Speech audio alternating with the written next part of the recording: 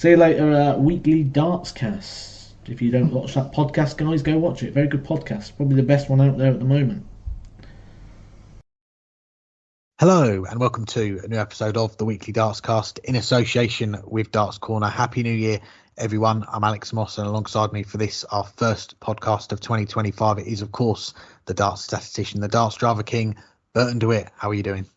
Yeah, well, I've definitely earned that title back with 6 runs in 7 days, but that's because I've been in good weather. So it's a lot easier when you're in mid-20s Celsius weather and it's sunny out in Florida. So I'm enjoying that. I'll be back in the cold soon, so you guys can all take back your Strava King titles in a week. But for now, I am the Strava King. But I'm not the Darts King. That will be determined on Friday. How are you, Alex? Yes, it will. I'm doing okay here, thank you. Back up north now after spending some time at home over Christmas, and I'm looking outside my window right now. Glad that I'm indoors as it is chucking down outside. I don't think I'm going to be challenging you for your Strava title today, Burton, but lots to discuss. We're going to be joined by a good friend of the show, Glen Durrant, to talk about his commentary and punditry work on Sky, and he'll answer some of your listener questions as well. But let's start off the show with a look at how things are progressing at Ali Pali. We're recording this show on New Year's Eve. The tournament resumes on New Year's Day today when you'll be listening to this, and Luke Littler, the pre-tournament favourite, he's now odds on with the bookies to lift the Sid Waddell Trophy this week, and at 17 years old, becoming the youngest champion ever. But how would you assess his campaign so far? It's been good, but a little uneven, I think. And it's weird saying uneven when your lowest average is 98, pretty much, and win over Ian White. But when you've had 14 consecutive matches on television over the ton before that, that does seem a little uneven. And if you look back at the match against Ryan Meikle, the first set, he was, I wouldn't say awful, but for him, awful, averaging in the 80s. He won the set after Meikle missed a couple set darts. And then the following set, he was better, but he wasn't that much better. So you're talking a match where for 2 sets, he was plainly ordinary, and a match against Ian White where for most of the time he was also plainly ordinary. But then we've had moments where he's been better than anyone's ever been on that stage. And everyone by now knows about that final set against Ryan Meikle where he broke the record for highest set average, averaging 141. But he's been pretty much dominant in the final set of all 3 of his matches so far. And yes, the match against Ryan Joyce went the distance, but he played very well through it. The one thing that seemed to be missing was his finishing. Missing a couple dozen darts at double across that match, and frequently missing with 3 in hand or 2 clear darts at double, not hitting either of them. But overall, he's done what he needs to do. He's lifted his game when he needed to against Ryan Meikle and in that final set against Ryan Joyce. He won all 4 sets against Joyce against the throw, meaning he needed a break and he managed to get it. It was only on his own throw where he wasn't able to hold off. And when he's been pushed, when he's been tested, he's rose to the occasion. He's every bit the favorite in this tournament. He deserves to be. He should be. He is the most likely now to go on and win the title. But I think he needs to find a little bit more consistency to go and do that. He can get away with a bad set now and then. What he can't get away with is multiple bad sets. And Ryan Joyce almost got him in that. And yes, I can't call them bad sets per se, but sets where he was missing chances and too many legs where he was having visits of 58 or 57 interspersed in key times. He followed it up with a 180. But if you go 57, 180, 58, you've given your opponent a chance, especially if your opponent is consistently doing tons and ton 40s. And there were just too many visits like that, too many at the wrong time. Instead of putting his foot on the accelerator, seeming to take it off and letting Ryan Joyce back in. And credit to Joyce. Joyce barged through and took those chances. But someone like Stephen Bunting in the semifinals, if that tweet plays, or Chris Dobie or Michael Van Gogh in the final, is going to be creating more chances, is going to be who you'd at least expect will be creating more chances. And if Luke Littler is letting his opponent have opportunities and the opponent is creating more opportunities to begin with, then it's going to give us that opportunity or to see him defeated. I don't know what to expect over the next few rounds. He is the best player. He's the most likely champion from this point out. But there's been that unevenness in his game, that inconsistency in his game that we really hadn't seen in quite some time, especially in longer format matches. Maybe a little bit at the Grand Slam, but he lifted at the right times, like he has here. But you can't always get away with finding a way to cross the finish line. Eventually, someone's going to get there first.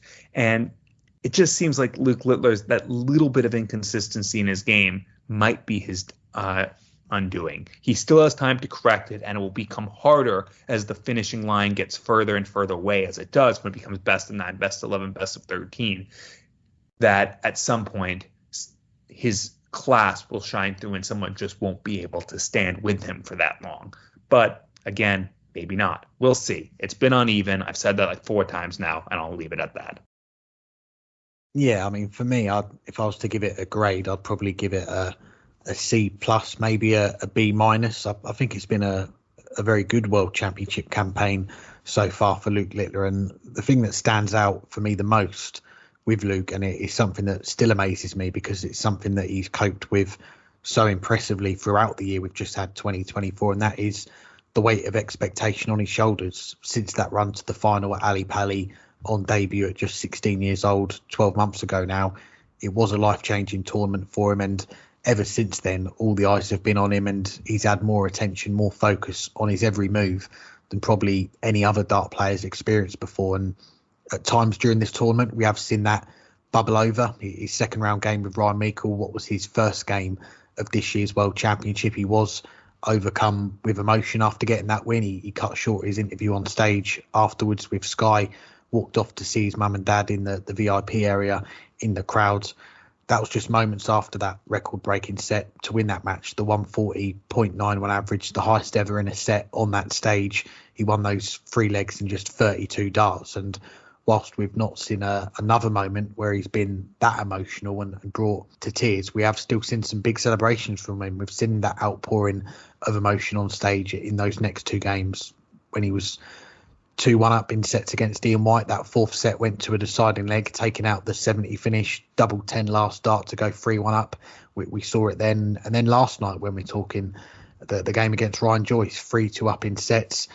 And again, when he got over the line, 4-3 in that last set, Ryan Joyce really did push him all the way last night. And it's only the second time in a World Championship that he's been pushed to a last set decider. The last one, you've got to go over to the Lakeside, 2022 against Ben Hazel in the early rounds of that one. So that shows you how long ago it was when Luke Littler was embroiled in a game that went all the way to a last set. But yeah, you can see just how much this all means to him. And inside it must be hard to keep calm and not be overawed by it all. But last year, we look back at that World Championship, he probably only was the favourite to win it when he was 4-2 up in sets against Luke Humphries in the final. Fast forward to 12 months and he's been the favourite from dart 1 of the tournament. And since Humphries went out against Peter Wright, he's been the odds-on favourite to go and win it. So to have just averaged under 101 for the tournament so far, to produce some of his best stuff in the key moments, I think he'll be quietly confident that he can go all the way this week and make history as the youngest world champion we've ever seen. Well, if we don't see the youngest world champion we ever see, there's a possibility we'll see the oldest as Peter Wright rolls back the years to dethrone Luke Humphries 4-1. Can he go all the way now and lift a 3rd world title? Well, I mentioned at the top of the show that I spent some time over Christmas back home with family. My mum and nan actually travelled back up with me after Christmas, spent a few days here up north, and we watched some of the darts together, including that Peter Wright, Luke Humphries game in the 4th round. And my nan, she'd probably say Stephen Bunting, that's her current favourite player, but she's been a fan of Peter Wright for a long time as well. And all the listeners, they know Peter's my favourite current player on the tour, but neither of us really expected him to beat Humphries 4-1. And in the manner that he did, I had to dig out my Peter Wright t-shirt the next day for breakfast to celebrate the occasion. But our last episode, I spoke about Peter's first game of the tournament and how he had some luck, I'd say, in beating Wesley Placier. He missed a lot of doubles at crucial times in that game. The next round against Jermaine Watamina, it was an improved performance from Wright. Not him back to his best, but some of his timing was impeccable. 10-180s, the 87, 88 checkouts to clinch two of the sets, the 110 finish in what was the last set of that match. And the timing, it was even better against Humphries. The 100 average, 70% on the doubles, and a few stats that I've dug out from that game, FEBS data, Colin, highlighting that it was Wright's first 100-plus average since September, going back 24 games.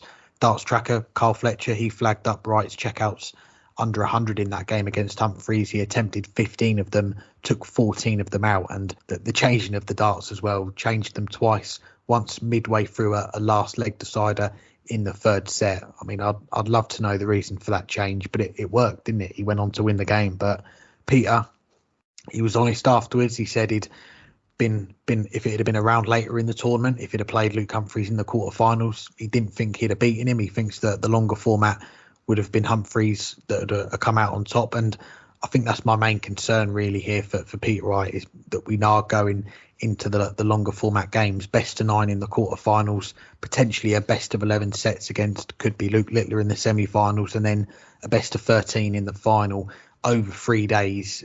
He's done it twice before, that the last 2 times he's made New Year's Day in a World Championship, he has gone on to win it, most recently 2022, which is 3 years ago now. But I look at the rest of the field. You've got a teenager in there. You've got a player in their mid-20s. I think the rest are in their 30s. We saw from the Humphries game, Peter Wright, he does still have the game to go toe-to-toe with the world's best and beat them on that world stage. But, yeah, I think my concern, I just wonder whether he can go to the world, do it again and again and again on 3 consecutive nights. Well, there is one thing that is looking good for his chances. And that's that this tournament, so far, at least performance-wise, has been a little bit of a letdown. And that has actually boded well for him in the past. Since the tournament expanded to 96 players in 2019, there's been only 3 times that there have been fewer than 10 ton-plus averages before the quarterfinals. 8 in 2020, 9 in 2022, and 9 so far this year. What happened in 2020? Peter Wright won the title. What happened in 2022? Peter Wright won the title. Does that mean he's going to win it again this time? Well, maybe not, because despite that, on the other hand, of those 9 ton-plus averages so far, 7 of them have been by players that are still in the tournament, that have made the quarterfinals. That's the second most in that history. So really, where the quality has been more uneven and lacking in this event, it's been the players who have already gone out. The players who are left have been playing at a really high standard. And Peter Wright did have one of those ton-plus averages, but as you said, that was a bit out of the blue. Kind of like his Euro Tour title in September was out of the blue. There's not been much to indicate that this is where Peter Wright's game had been. But he's been improving, and he's been getting better as this tournament went along. As you said, and I agree, he was fortunate to get past Wesley Placier. His timing was better than Wesley's, and he won that match. But against Jermaine, he played a pretty good match against one of the form players, a player who, other than maybe Callan Ritz, had done the best of the players to get through the first 2 rounds to get into the third round. And he came out firing, got a quick couple set lead, and he never fully let Jermaine back into that match. Jermaine made it competitive, but Peter Wright was always in front and never really looked in trouble in it. And then he just battered Luke Humphries in the last 16. Peter Wright looks the best we've seen from him in a very long time. Kind of like at the European Championships last year. Kind of like that weekend in the Euro Tour, but earlier this year. But even more than that, just more consistent, more complete. He looks like he believes. He looks like he wants it. He looks like he knows that his game is good enough. And we haven't seen a combination of all 3 of those facts in a very long time. So can he go all the way now and lift a third world title? Yeah, he can. but it's going to be difficult. He's going against Stephen Bunting, who's also looked really good across 3 matches, who also was a bit fortunate to get through his first round match, but then lifted his game substantially and hasn't been really pushed since then, including in a match against a Luke like Peter Wright did. After that, he probably will play Luke Littler again if Peter Wright gets through that. And if he gets to the final, Doby or Price or MBG or even Kellen Ritz await. And you can make an even or better case for any of those players, except maybe Gezi, than Peter Wright on form so far this tournament. He can go on to do it, but he's probably the underdog every step of the way. That said, he was the underdog against Jermaine Watamina. He was the underdog against Luke Humphries. I think he was also the underdog against Wesley Possier, and he won all 3 of those. So he just needs to do 3 more times what he's done 3 times before. It can happen, but it would be surprising. We shall see. Well, we'll be back in a moment to make our picks for the quarterfinals at Ali Pali. But before we do, let's bring in our guest on this week's show. He is the former Premier League champion. He is now the Sky Sports pundit and commentator, Glen Durrant. I'm joined today by the former Premier League champion, the 3-time Lakeside World champion, and the Sky Sports pundit and commentator, Glen Durrant. Glen, how are you? Yeah, great to talk to you, Burton. I think it's been a while. I think we go all the way back to COVID days, but maybe the less said about that one, the better. Yeah, well, the one good thing about that was we were talking as you had just won the Premier League. Although you've been on the show since then talking to Alex, and thanks, of course, for your time again. We're talking now on New Year's Eve 2024 going into 2025. And as you posted earlier, you're staying in London as you're commentating for Sky on the quarterfinals at Ali Pali tomorrow. The first time away from your family on New Year's in 35 years. Apart from chatting to us, what else have you got planned today? Yeah, lots of. I do a lot of coaching, mentoring. So people will come to me for coaching, and then they have me for 12 months, 24/7. And the best way of communication I've found is a little Zoom meeting. So I've been looking at people's throws. I've been having chats about things that just can't seem to get right. I've had a really good day today. Lots of radio interviews as well. Darts is booming right now. So, yeah, it's a busy day. I'm trying to keep myself busy today because I won't lie. Maybe at my age, I'm just missing home too much. Oh, that makes sense. I still need to hire you to coach me, although you'll probably just tell me never to pick up darts again, which probably would be the right thing. Now, your second World Championship as part of the Sky Sports team. We're down to the last 8. But what has been your personal highlights from the tournament so far? I think the fact that the Northeast players are doing well. We've got a close bond. I speak with the Geordies pretty much every day. In fact, they're winding me up as we speak right now. So, they're on a real mission today. I think on the darting level, it's been great to see the responses from people we almost did write off. The Peter Wright, the Dimitri Vandenberg, when he won his opening game. I was really, really impressed with the Joe Cullen 170. So there's been, flashes of brilliance, 2-9 darters. How can you not mention that? But I think also just generally about darts that it's no longer just the big top 2 or the top 3. On the given day, these players rank from 64 to 128 on their day can beat absolutely anybody. It's almost been like the year of the underdog. That's that journeyman story of Richie Edhouse didn't work out here, but success for players like Jermaine Watamina, who's been sort of around there. So many successes, but if I had to pick one moment, it was that 170 finish from Joe. I thought the roof was going to come off. Yeah, definitely a top moment. On the other hand, at the start of the tournament, we heard the very sad news about the passing of Donna Martel, Wayne Martel's wife. He's understandably been absent from the coverage on Sky, and I'm sure you send out your best wishes to Wayne and his family. But how different has it been these last few weeks without having Wayne there, an icon of the commentary team? He's our leader. And you could just tell on day one when I went in, there was, the commentators really affected, the Rod Studds, the Emma Patton, who just sort of know him so well. You know what I mean? I'm fairly new into it as well, and it's hit everybody hard. it's been difficult.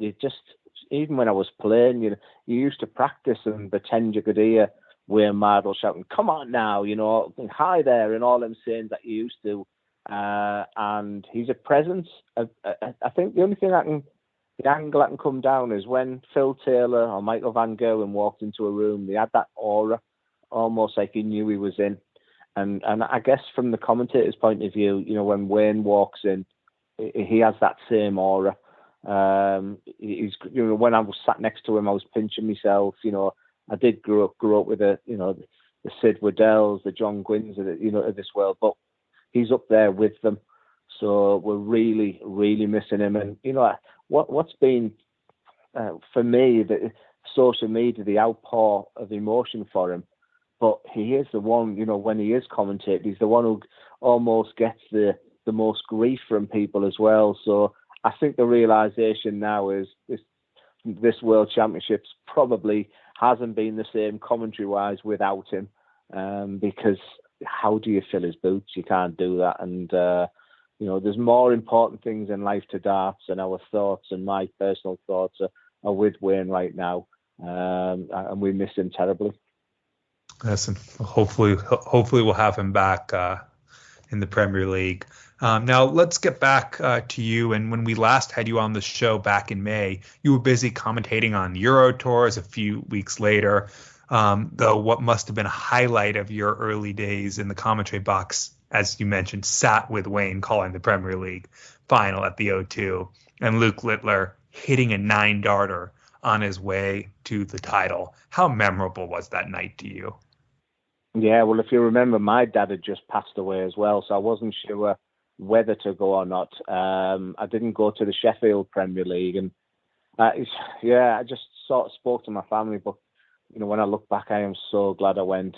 I didn't even know I was doing the final. You get a rota 24 hours before, when like IE to do just had the rota for the quarterfinals tomorrow. And I was like, wow, I'm doing the final, and I'm doing the final with Wayne. And it was all about Luke Little. Well, the 9 goes in, and I hear my voice now when in certain things of You Beauty, that real Middlesbrough twang that's sort of coming out now when they're bringing out Luke Littler and showing highlight clips of him. So it was all just a little bit, I can't believe I'm sat in this seat. This is the Premier League final here.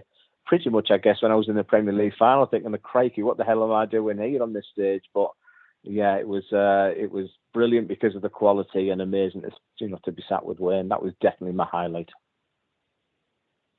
Of course, another 9-darter followed during your first year commentating on the World Matchplay in the summer, as your former stablemate Dimitri Vandenberg threw the perfect leg. You said to us last time you felt a part of the Sky team very quickly. Just over a year on since you started with them, how do you reflect on your time with Sky so far?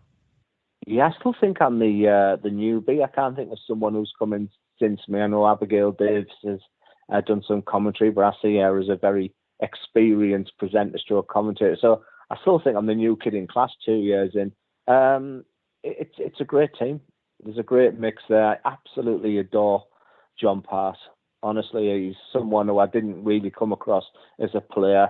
We were in different organisations, etc. But as a person, he is fabulous, funny, intelligent. You have great conversations with him, and some of the conversations, stroke arguments, him and Rod Studd have. You have to be there. And Dan Dawson, I think, is the best in the business right now. I admire the preparation and delivery that he does. He's a wordsmith, and I tried to be Wayne Mardle, Dan Dawson when I first started. When I got my chance at the Modus Super Series, but I quickly found out that what I can offer is, I've stood on that stage.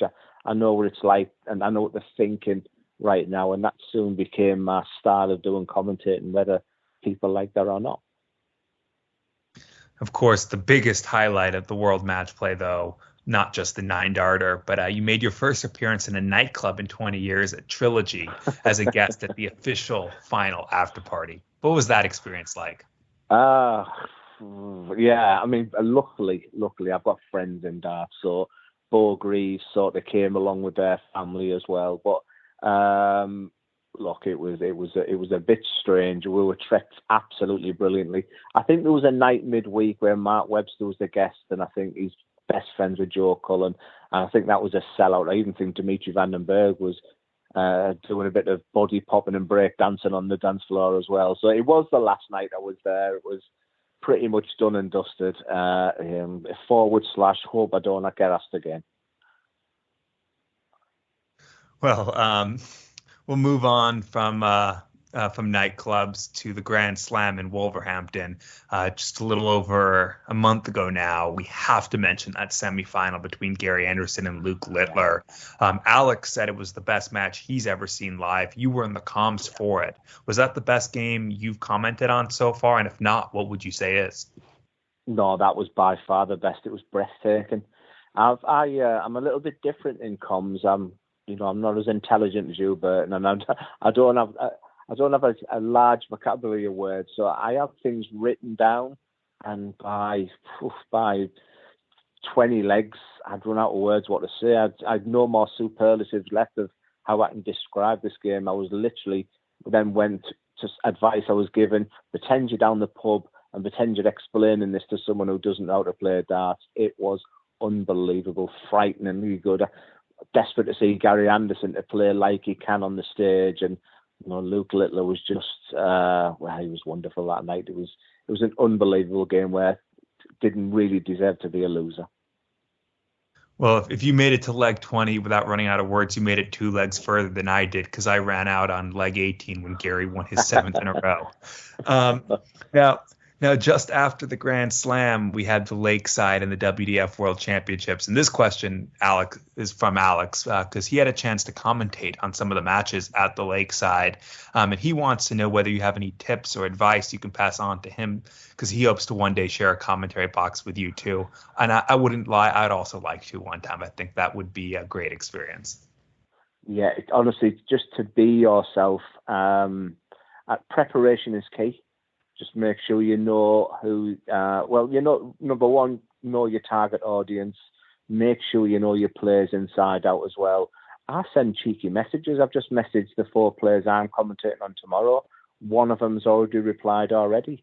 So I've asked the question where I can give great analysis now. So that personal feel, statistics are great. I'm sure Burton, like you, I go back to your days where I only ever looked at your Twitter page to look at stats, and then how much do the audience really want to know? Do you want to give a killer 35.3% average on doubles in this tournament? So just make sure you feel comfortable what you're doing. Make sure you be yourself up there, and as I mentioned earlier there, the way I got over it was explain this, that you're down the pub. That's something that I go back to there. You'll be nervous, and sometimes let the screen breathe. I struggle about when it goes quiet. Am I meant to be talking now? So it's getting that fine balance. And John Gwynn once said to me, don't say what you can see on the TV. So if that camera goes to a massive 888, because the 116, you don't say, and Peter Wright wants 888. Don't insult the audience because they can see exactly what I want by that camera angle. And I think if you put all that in the mixing pot and find your style of doing it, then you've got every chance. Well, thanks for that advice. We now have a few listener questions that we'll do quickly before we come back to a few more questions on the World Championship at the end. This question came from Jason Tipping. Do you think the Premier League should be expanded back to 10 players now due to the depth in the game? Yeah, I think it needs. The PDC don't make many wrong decisions. I mean, I'm part of the PDPA and everything now, so I see the workings and the work that goes behind the scenes with everything as well. But I think the general consensus was we're seeing the same players playing each other every week when you've only got 8 players, and I can understand why they did it. I was involved in that 10-man where it's just one game, and after you really want to see a winner at the end, just listen to your audience, that they'll let you know. I think it needs something, but I don't know what the answer is. Next question comes from Warren Allsworth. Glenn, will you be playing any more senior events, or do you now consider your playing career over, or are there other events you might be playing? No, I see my playing career is over. I never say never, because one day I might pick up that dart and I don't have the yips no more. I'm not overthinking. I'm not saying A, B, C, D when I'm throwing a dart. The overthinking took over my game, unfortunately. And if there's one day I can pick up a dart and I go back to that player in the video where I just had the eye of the tiger, then who knows? But I'm still busy on the exhibition circuit, so I like that. I like to be able to show my personality there, but nothing planned in the diary to play anything competitive next year. This next question comes from Henry Deacon. I'm not sure I understand the context of it because, as you know, I haven't been on Twitter for a while now. But he asks, when will you stop pestering me with posts on X? Well, Henry Deacon is my co-commentator at the Moda Super Series. So it's himself, Owen Binks, Charlie Costertheme, referees of the game. They're keeping me young. So good banter between them when I go down to Portsmouth. As I've just mentioned there, I hate being away from home. But a week in Portsmouth, a week of Moda Super Series commentary is made easier with people like Henry Deacon in my life. He's a good guy. He showed me the ropes. We speak pretty much daily. All good bants. And the last question, I think also a little bit of a joke. This one comes from George Dobson, who usually sends us these crazy questions. I guess he's taking a page out of the old late great Ali Brownlee's book, asking you, how many parmos do you eat in a game in the commentary box? Yeah, well, like I say, for many, I think I've tried to showcase what a parmo is all about, but I think I'm down to one parmo a month these days now, Ben. In my life, it used to be 2 a week, but around about 4,000 calories ago, I've cut down on that. But yeah, the Borough delicacy of the parmo, I try to get one when I can. As do I. I haven't had one in years now. I need one. But a few more just general questions before you go. You mentioned, of course, the Borough delicacies. We have to mention Middlesbrough. Currently in the playoffs in the championship, is this the season that we finally clinch our return for the first time since 2017? Every time they go to give you real positivity, I think we had an opportunity to go on second about 6 weeks ago. Just something seems to go wrong, whether it's Bristol City at home, whether it's Coventry at home, whether it's Rotherham last year, or they're just almost at the end of it. They've got the team. They've got a couple of injuries right now. Certainly the goalkeeper's a bit of a problem right now. Our first and second choice are both out now. But the squad is there. It's just typical Middlesbrough. They're never the easiest club to follow, but they've got if we can get into that playoff zone, then I think on any given day we can beat any team. And I'm ever the optimist, so fingers crossed. Now, back to the darts. 8 players left at Ali Pally. Luke Littler, the odds-on favorite with the bookies. But we want your predictions. Which 2 players do you think will make the final, and who wins it all? Well, I said beforehand it was going to be Luke Littler versus Chris Dobey. And I don't think there's any reasons why I should change. But I then went on Sky and we had to do this prediction thing.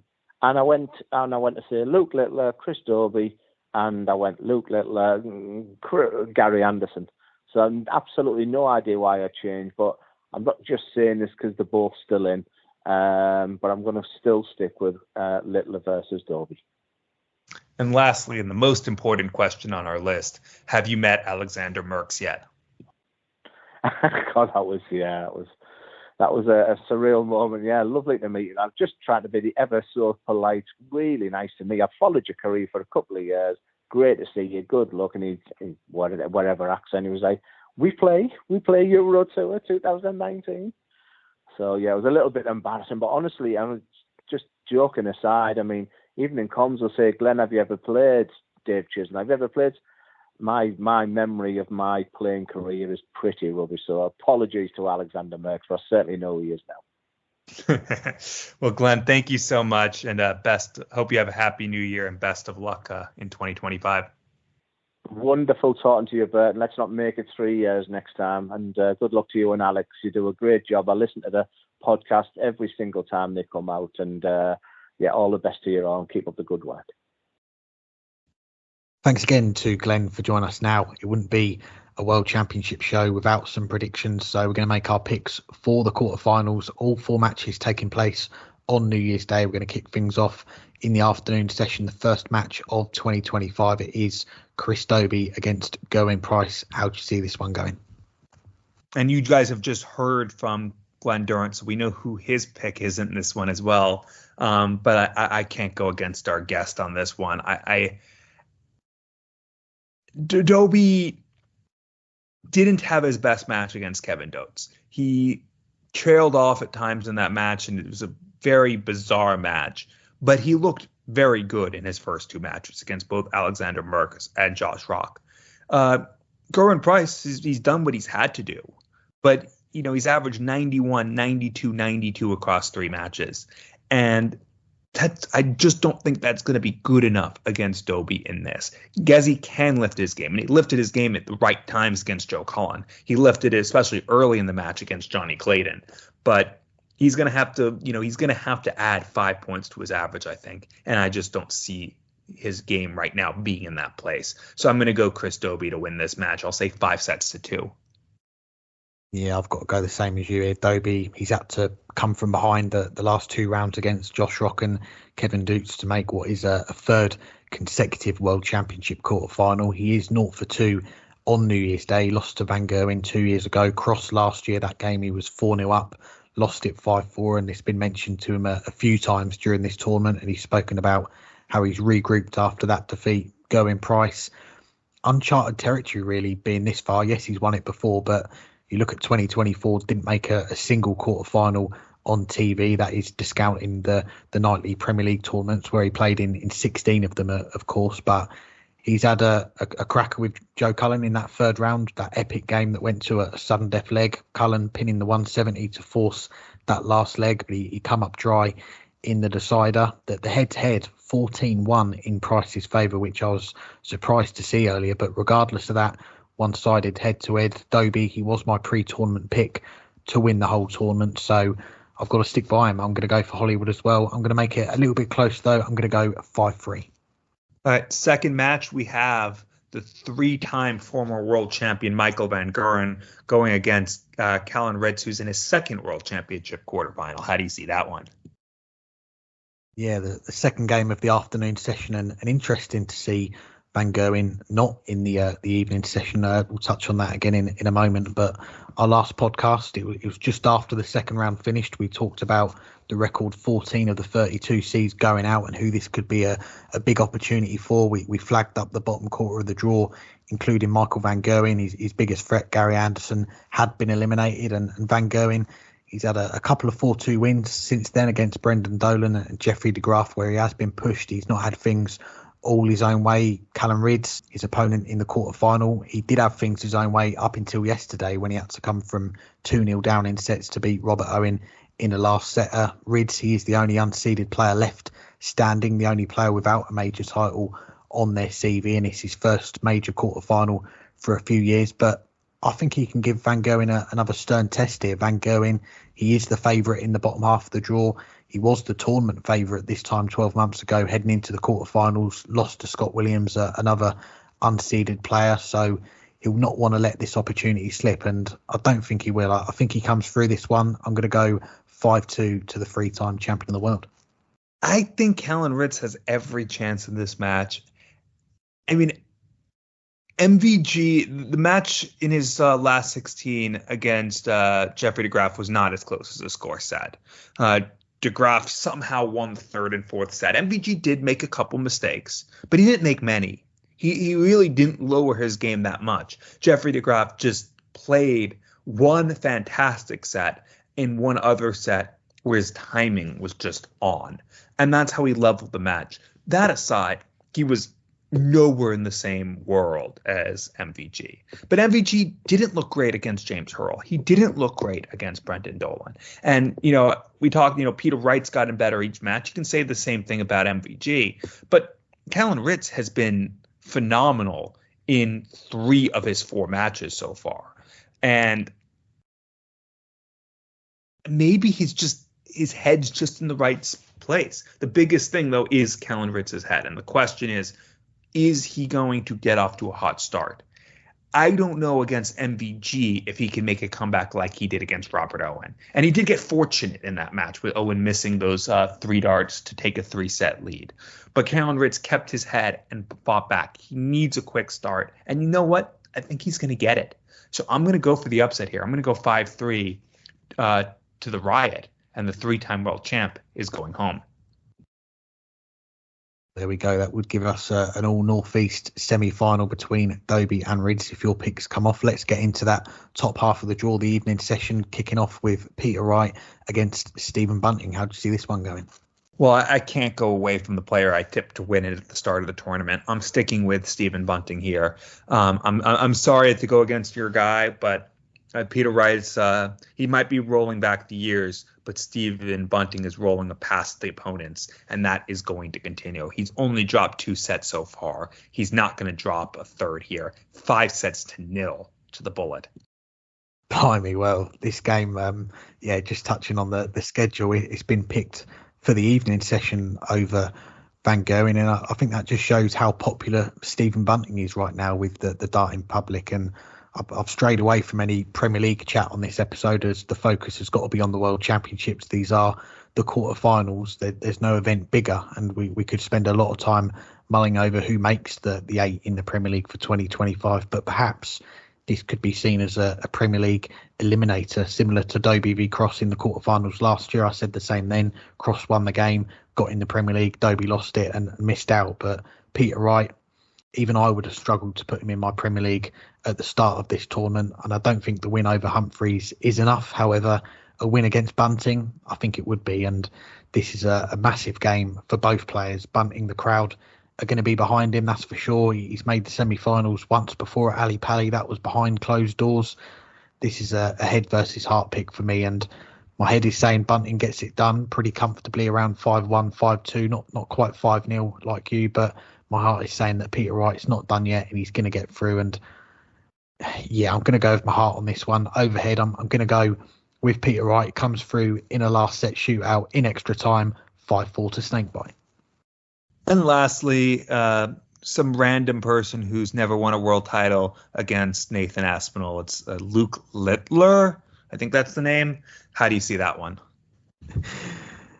Yeah, well, starting off with his opponent, I know Nathan Aspinall said in his post-match press conference yesterday that everyone writes him off. Well, if you wanted any added motivation for this one, the bookies have got Littler a 1-7 favourite to win this last quarter final. Aspinall a 28-1 rank outsider to win the tournament. The other 3 quarterfinals, the tournament averages between the two players, there's only around 1 or 2 points between them. These two, there is a sizable difference. Littler, his average is knocking on 101, Aspinall down at 91, so it's almost 10 points between them. And okay, for Aspinall, there are mitigating circumstances here. He's not had a lot been thrown back at him so far in this tournament. He's not had to go through the gears. Littler mentioned last night he got to his 10th gear against Ryan Joyce. Well, Aspinall, he's not had to produce his best darts. Leonard Gates, 83 average in round 2. That was Gates' average. Gilding had an 86 average in round 3. And yesterday, Pietreczko at a 78 average. Littler's opponents, 91, 96 and 97. And I think the big question in this one is, will Nathan Aspinall be able to produce that high level that we have seen plenty of times from him before? Because he is going to need it in this game against Luke Littler. You don't expect Littler to go up on stage in a World Championship quarterfinal and throw an average in the high 70s or the mid to high 80s. It's just not going to happen. So by the time this game rolls around, we are going to know the identity of the other 3 semi-finalists. So the pressure is going to go up a few notches. There's only going to be 5 players left in the running for the title when this match is on. Aspinall, he says that everyone writes him off. Well, I'm going to be different. Our tip of the year, it's already going to be very competitive in our awards, but I'm going to make one last bid for it. I'm going to pick Aspinall to beat Littler, 5-3. It would be something if Aspinall beats Littler and Bunting goes on to win the title and you still nip me for tip of the year for having the Aspinall one over Bunting. We'll see if that happens. I am not going to agree with you here. it'd be great for me and my hopes to get to see Bunting win the title so that I can win Tip of the Year if you're right. But I just don't see it. Aspinall in one way wrote himself off of the Premier League before this tournament started. So it's not just everyone else writing Aspinall off. It's sometimes even Nathan. His game is coming back. Yeah, I think this game will be more competitive than we might otherwise think. Obviously not than you think, Alex, but than most people think. But I just don't think there's enough there right now for Asp to win this match. So I'm going to go Luke Littler 5-3 to get through to the semifinals, where Bunting will bolt past him. There we go. And I just realised as well, our two pre-tournament picks could meet each other in the final. That final is still on. That would be something, wouldn't it? Well, before we turn the page over to 2025, the nominations for the weekly Dartscast Awards are going to open on Sunday. But before we do that, let's give our darting highlights of 2024. What stood out for you in the last year, Burton? There's quite a few things. I was looking back through the year, and I guess that's always the case. But this year more than ever, because there's been two competing storylines. There's been the emergence of Luke Littler, but there's also been the craziness that has been a lot of unexpected title winners. And you have these two things, this dominance, and you can also throw Humphries in there as well. It wasn't as dominant as the previous 2 years, but he still had a pretty good year. So you had this dominance or close to of these two top players while also having a lot of upsets over the course of the year. And you don't normally see both of those. Things that jumped out, though, starting on that the Littler train, the Players Championship 1 final, first Pro Tour event, both players averaging nearly 110 in going the distance, but Littler got it over Ryan Searle. And not the last I'm going to mention about Searle in this, because, two Players Championships later, he had a similar high quality match, this time getting the upper hand against Gary Anderson. But, also throw in after that from Littler, his Premier League, but I think most impressively was that Grand Slam, the comeback wins against Mike DeDecker and Gary Anderson. Yeah, maybe he was a little fortunate, but like I said earlier when we talked about him in the World Championships, he lifted his game. He created his pathway back into those matches, and those two matches were immediately followed, one in the next match by some of the most scintillating darts we've ever seen. The 16-2 win over Jermaine Watamina and the 16-3 win over Martin Lukeman. Just absurd darts from Luke Littler.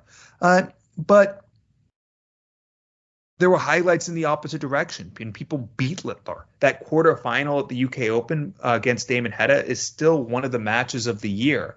At least I hope it makes our list, because it was a fantastic match. And it's the best we've seen from Damon Hedda on the big stage. But there were other, less heralded. Martin Schindler winning 2 Euro Tours. Yes, one of them, again, fortunate to get past Ryan Searle, who lost another heartbreaking final there. But it showed the emergence of Martin Schindler, not just as part of that second or third tier of very good players, but of those title-winning players. Someone who can, on his day, beat anyone and would go out and do it. To lift 2 Euro Tour titles in a year, only the 9th person ever to do that. That impressed me. But then you have all the upsets. Mike DeDecker winning the World Grand Prix, Richie Edhouse's Euros with good wins over Michael Smith and Gary Anderson en route there. Austria's run to the final in the World Cup of darts. That's one that's easy to forget. There's been so much unexpectedness this year that hasn't just, come through for one match, but has taken itself all the way to the final. We can throw Jermaine Watamina losing the final of the Euros, Martin Lukeman as well at the Grand Slam into that. But the highlight of the year just happened right before Christmas. It has to be Dave Chisnell checking out 131 when he needed 139, because, well, who doesn't love a miscount, especially one when your tournament life is on the line? Yeah, I think that is going to get miscount of the year, isn't it? That one, we don't have to bother doing the nominations or the voting for that one. And before I get into some of my highlights, just touching on those awards, it is going to be the same process as we've done for the last few years. So the nomination form, it will go out on our social media channels. Click the link, fill in the form with your nomination for each of the awards, and the most nominated answers, they will go up for the vote. And again, you guys, our listeners, you are going to decide the winners of each of the awards, so make sure you get involved. But to some of my highlights of 2024, for me personally, I'm very grateful for all the opportunities I've had over the last 12 months, not just on this podcast, but it is through this show that I've been able to get some of those opportunities, and through my work I now have a full-time role in the industry, which helps as well. But I've got to start with Lakeside a few weeks ago now. Had a great time, loved it there, and to have the chance to do some commentary, I've never done anything like that before, and it probably showed. But if you were listening to me that week, it was such a buzz to do that, and I'd jump at the chance to do anything like that again. And the week at Lakeside, being on site, being at a tournament in person again on a working capacity, not something I get to do very often, but I really enjoyed that, meeting and socialising with a lot of different people too. We had the Life of Ollie Croft episode. We recorded that during the week, chatting with Oliver and Joe Croft. That was a special one to do, as was the Darts Legends with Daryl Fitton, who's been a big help arranging interviews with players this year. We've had a lot more in-person interviews this year, not just at Lakeside, but during the year we've had various people on the show where I've spoken to them in person, which is always cool to do. I know we are a very accessible podcast. All we ask is for your number, 10 or 15 minutes on the phone. We don't have a big production, which I think helps us gain access to more guests, but it is always nice, the in-person ones. And one of the phone interviews, the old school way we did this year, was Phil Taylor. That's been on my bucket list for a long time, to chat with Phil on this podcast. So great to tick that one off.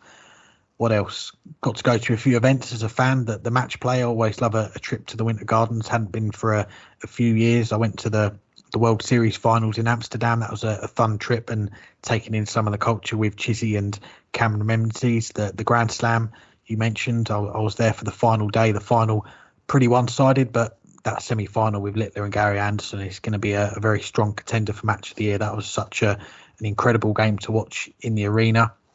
Got to meet Andrew Gilding in person. That was unexpected at the UKDA finals. And finally, I've got to finish things off with my own darts. I don't brag about them very often, and there's a reason for that. But I did manage to make a quarter-final of a local open. So not something I expected to do, but that is certainly a highlight. Oh, yeah. I forgot to talk about my own darts.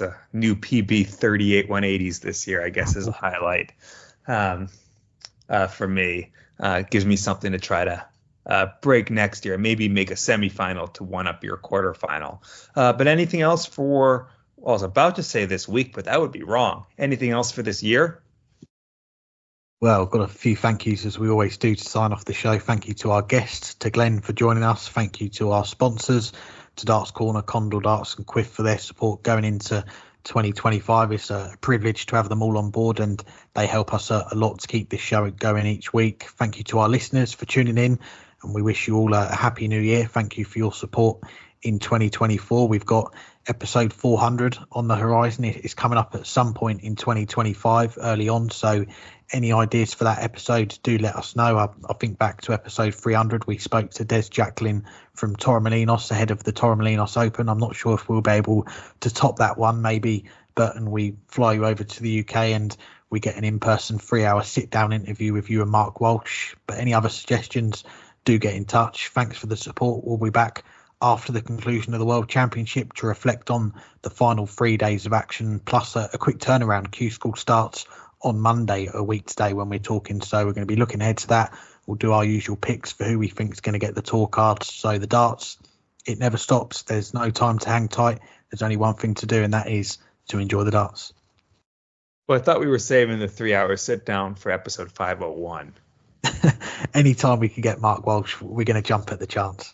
That's true. We'll even change. We'll change the numbering around just to make sure it's the right number. But yes, I hope everyone has a happy new year. We'll be back to recap the World Championships, and before you know it, and then look ahead to Q School. It's a new year ahead, and it starts with the greatest 3 days of the year, quarterfinals, semifinals, and final day at the Alexandra Palace. Enjoy the darts.